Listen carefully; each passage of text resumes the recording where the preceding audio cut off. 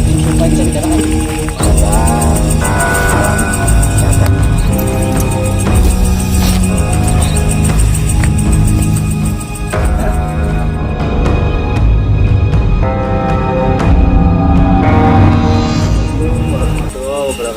Selamat malam pemirsa, kali ini kita kembali lagi bersama tim Satria Gaib TV.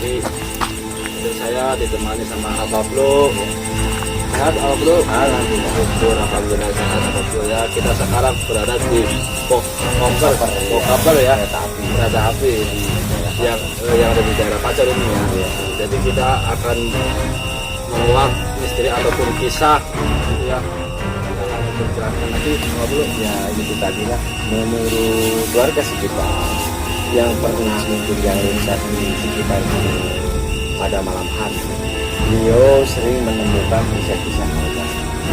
Itu kadang berupa cahaya, kadang berupa bayangan yang sepintas selalu seperti itu. Kadang itu tadi mendengar suara gaduh atau suara-suara mistis tadi, gitu. tidak gaib gitulah ya. Ya, Ya pemirsa, mungkin lebih jelasnya lagi kita akan telusuri tempat ini, apakah benar mitos ini atau hanya mitos belaka pemirsa gitu. ya. Yuk. Oke, kita kesana. Jelaskan.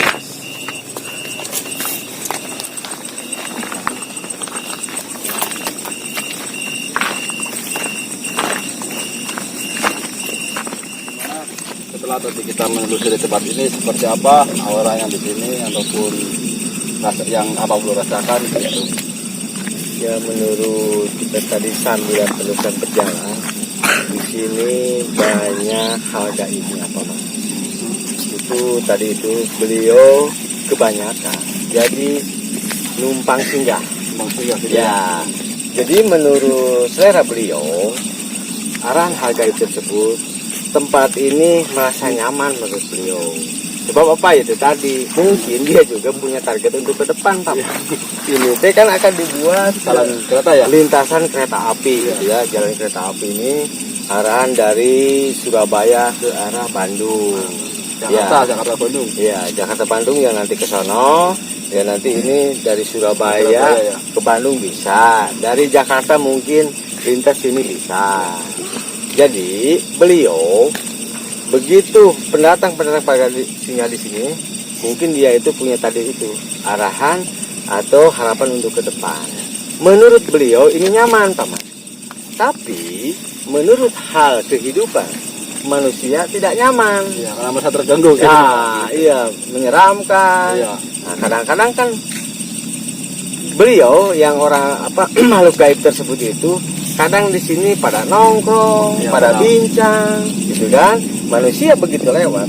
Sedangkan manusia itu tadi melihat tapi tidak melihat, Pak. Ya.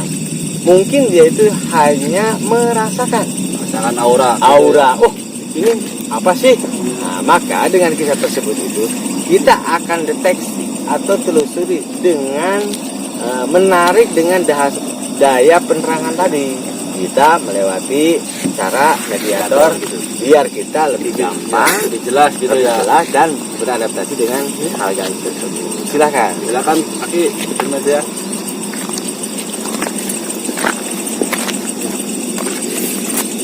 Assalamualaikum Aki, sehat. Mengenai Aduh. Ya pemirsa, kali ini saya sudah bersama Aki dan Mang Inai. Aki ini yang akan menarik sosok makhluk halus yang ada di sini untuk lebih berjelas lagi ya, itu mitos-mitos yang ada di tempat ini seperti apa. Selanjutnya silakan Aki. Cukup silakan.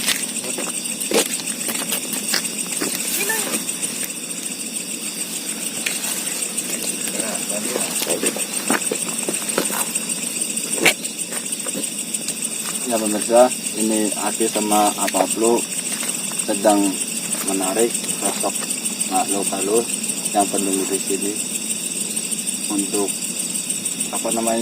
kita lebih tahu lah, lebih detail tentang peristiwa-peristiwa yang ada di sini ataupun mitos yang ada di tempat ini.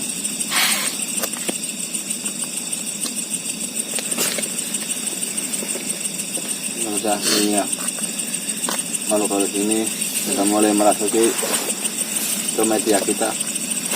Sepertinya sosok kayak seperti sosok ular. Ular. Iya, seperti sosok ular gitu pemirsa. Hati-hati mas. Jangan mas. Hati-hati mas. Sampurasun. Ini sesi dengan dijinakan dulu aja supaya bisa bicara. Ya pemirsa, ini aku sedang Silakan. ini biar masuk mob. Biar sosok siluman ular ini bisa berbicara, bisa menceritakan kejadian-kejadian yang ada di sini. Sampurasun. Ya, mohon maaf, Mbah atau ini kedatangan kami di sini itu bukannya untuk mengganggu ataupun menantang ataupun mengusik gitu. Saya di sini Beting-beting rame-rame kan. saya di sini hanya ingin bersilaturahmi, Mbah, dan ingin tahu cerita-cerita warga di sini. Menurut cerita warga di sini banyak kejadian-kejadian aneh ataupun sering ada sosok-sosok makhluk halus yang suka menampakkan diri, Mbah. Ini tanya mas, ular apa gitu? Ini dengan sosok ular apa tuh, Mbah? Sosok ular apa ini sebenarnya? Kobra. Oh, kobra. Sosok ular kobra ya. Menunggu yang di jembatan ini ya, Bang. Gimana, Bang? Lu di sini udah lama, Bang? Menunggu sini ya. Mbak di sini tuh masuk rajanya apa gimana, Bang? Yang penunggunya. Tapi tahu sih yang sosok makhluk halus yang sering menampakkan diri di sini, Bang? Hah? Tahu? Itu sosok makhluk seperti apa tuh, Bang? Bang, udah diam begini. Ya, dia dulu kita biar.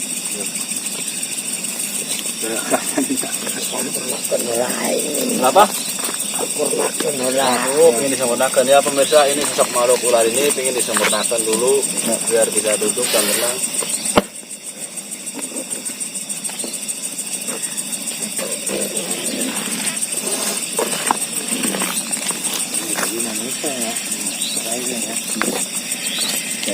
Ini pemirsa Dari mana tuh, Mbak? Mbak ini dari mana, Mbak? dari sebelah sini mas. Ya setelah sama Mr. Aki sama Atta boleh sempurnakan, yang tadinya gini-gini sekarang Bisa berdiri. ya duduk juga sekarang bisa mas. Karena udah disempurnakan. Ini dari manusia mas. Di Indonesia ya. Silakan. Ya duduk aja dulu, Mbak. Ya, duduk aja biar enak. Ngobrolnya. Suaranya bagus. Nah. Ini kamera bisa sebelah sini. Duduk aja, Mbak. Lidahnya Lidahnya keluar terus. silakan Pak Mas tanya kenapa mengganggu gitu. Ya, Mbak. Jadi gini, Mbak. Sini aja, Mbak. Jadi gini. Kenapa ada cahaya? Duduk. Kalau ngadep ngalor. Kalau ya duduk. Ya santun lah. Kalau mau beradaptasi dengan manusia harus santun. Jadi gini, Mbak. Mohon maaf Ya, kenapa ada penerangan? Kan di sini tempatnya gelap, Mbak. Kalau kita ke sini nggak pakai lampu, ada penerangan kan kita susah untuk mengetahui tempat-tempat seperti ini, Mbak. Makanya kita ada penerangan, Mbak. Jadi, Mbak ini sosok makhluk ular, kobra yang menunggu di sini, tapi suka menampakkan diri ya, Mbak? Enggak. Berarti udah ribuan tahun, Mbak, di sini, Mbak. Ini kan ceritanya dulu mau dibikin perintah sampai kereta api itu, Mbak. Kalau menurut Mbak itu kenapa ini sampai nggak jadi? Apakah ada yang merasa terganggu di sini gitu, Mbak?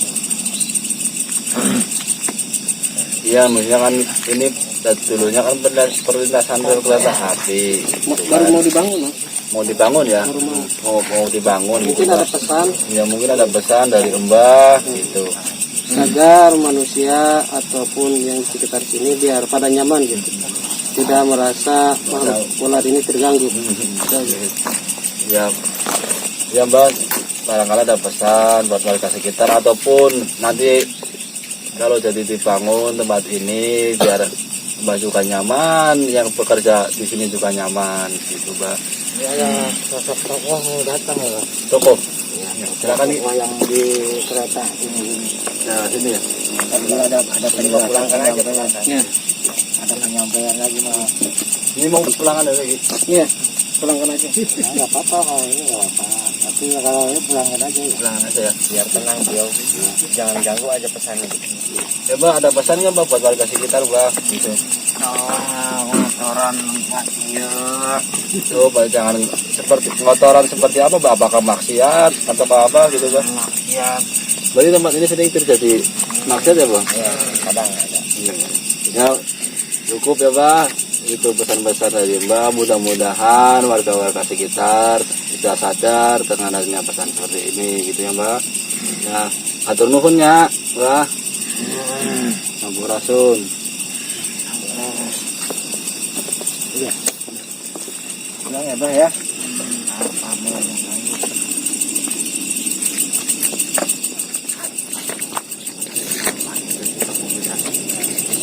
Toko besar berdiri kereta api.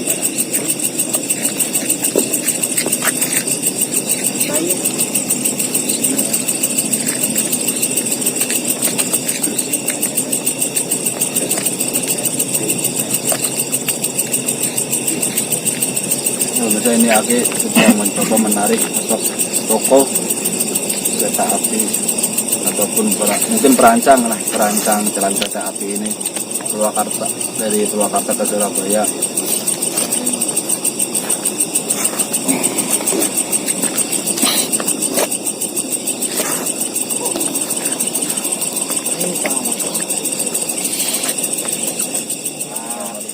Alami nyata ini.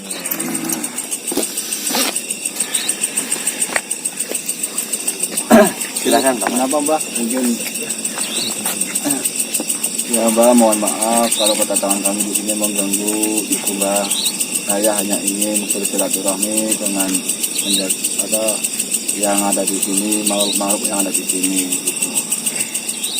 Bukan maksud kami menantang ataupun mengganggu gitu Mbak. Saya hanya ingin tahu kenapa terjadinya pembangunan perlintasan rel kereta api ada di sini gitu Mbak. Itu dari dulunya.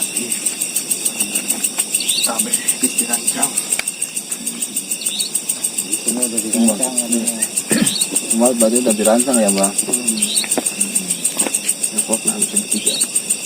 Ya, ngambilnya yang segitiga. Gimana ceritanya? Ya itu gimana ceritanya tuh Mbak?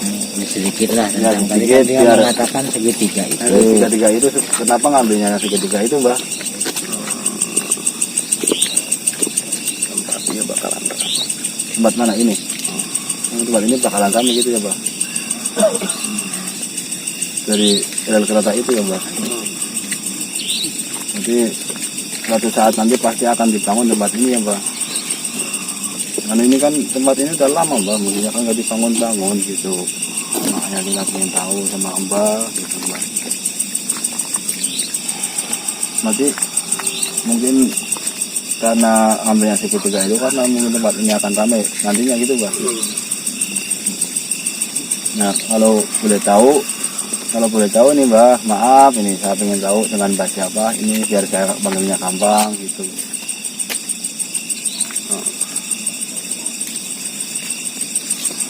sebutnya Ki Harjo. Ki Harjo. Oh iya. Ya terima kasih Ki Harjo sudah mau menjelaskan gitu. Mungkin ada pesan-pesan ataupun gimana buat kita semua yang ada di sini dan warga-warga sekitar gitu Mbak.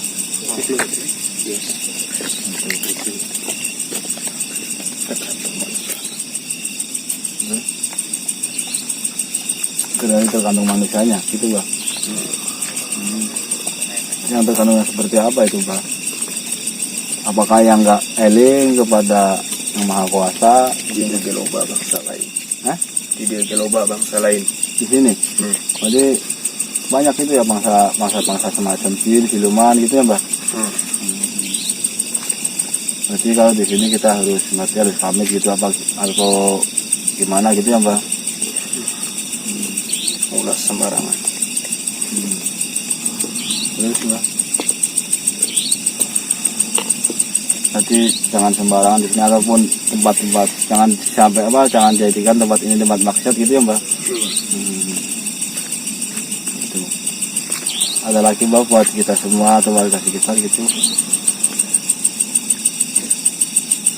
Nah itu Mbak yang batu yang penuh dari mana nih Mbak?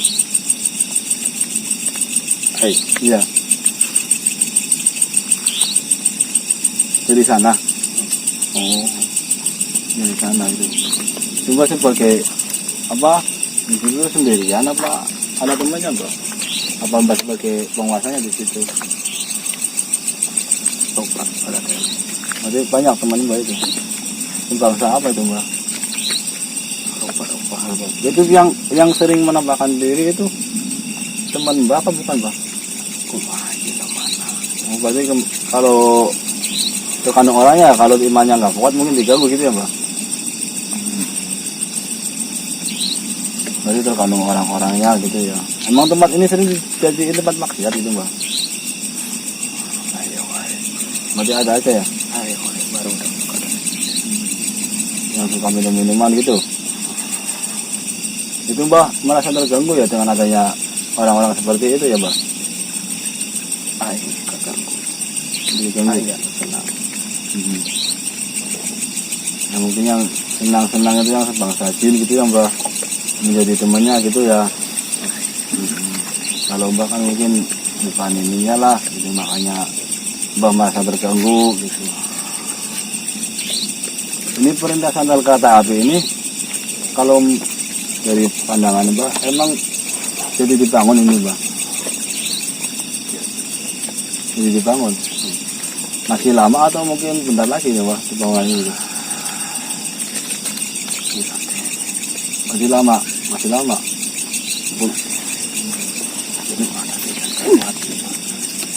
Jadi kalau nanti imannya sudah kuat baru dibangun. Emang ada hubungannya Mbak itu Mbak sama iman orang manusia di situ? Apa iman penguasa kita apa iman apa Mbak? Kabeh. Berarti nanti kalau ketika ada pemimpin yang imannya kuat, barulah tempat ini dibangun kereta api Mbak. Tadi seperti itu ya.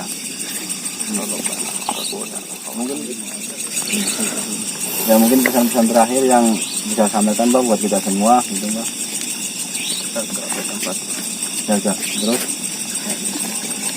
Iya Mbak. Ya Mbak, atur nuhun ya Mbak. Terima kasih sebelumnya, mohon maaf kalau saya mengganggu Mbak.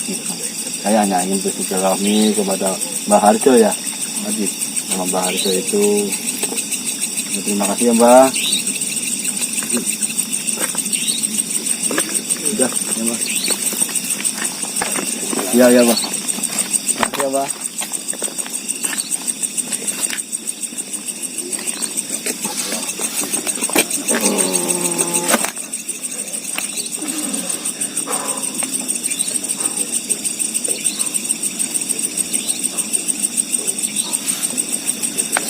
Bersama aja kita sekarang alhamdulillah tadi ada sedikit cerita dari Mbak Harjo ya gitu. Dari Mbak Harjo tadi yang mungkin buat kita semua ada manfaatnya lah gitu. Ya tadi itu kita alhamdulillah telah menelusuri kisah tempat ini, Bokaper ini yang bertempat yaitu di bisa dikatakan orang sini Pacor ya. Pacor memang dengan strategi tadi bahasa Pacor itu memang terarah kepada segi pembangunan ini.